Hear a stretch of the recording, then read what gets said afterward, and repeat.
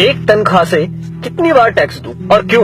जवाब है, मैंने 30 दिन काम किया, तनख्वाह ली, टैक्स दिया, मोबाइल फोन खरीदा, टैक्स दिया, रिचार्ज किया, टैक्स दिया, डेटा लिया, तब टैक्स दिया, बिजली ली, फिर टैक्स दिया, घर लिया, टैक्स दिया, टीवी फ्रिज आदि लिए, टैक्स दिया, कार ली, टैक्स दिया, पेट्रोल लिया, फिर टैक्स दिया, सर्विस करवाई, टैक्स दिया, रोड पर चला, फिर भी टैक्स दिया, टोल पर फिर टैक्स दिया, लाइसेंस बनवाया, टैक्स दिया, गलती की तो टैक्स दिया, रेस्टोरेंट में खाना खाया तो टैक्स दिया, पार्किंग का टैक्स दिया, पानी लिया उस पर टैक्स दिया, राशन खरीदा उस पर भी टैक्स दिया, कपड़े जूते किताबें ली उस पर भी टैक्स दिया, टॉयलेट गया उस पर भी टैक्स दिया, दवाई ली तो भी टैक्स दिया, गैस ली टैक्स दिया, सैकड़ों और चीजें ली और टैक्स दिया, कहीं फीस दी, कहीं बिल, कहीं ब्याज दिया, कहीं जुर्माने के नाम पर तो कहीं रिश्वत के नाम पर पैसे देने ही पड़े।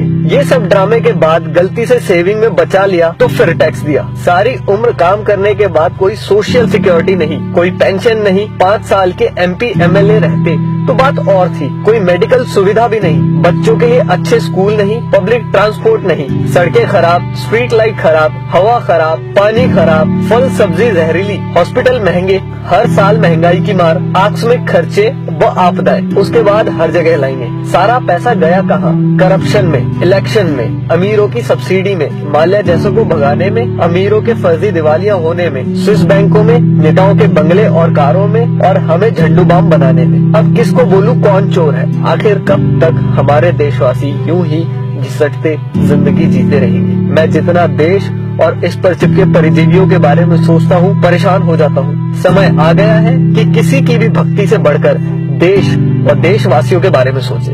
प्लीज इस वीडियो को शेयर करके देश के हर नागरिक तक पहुंचाएं। धन्यवाद।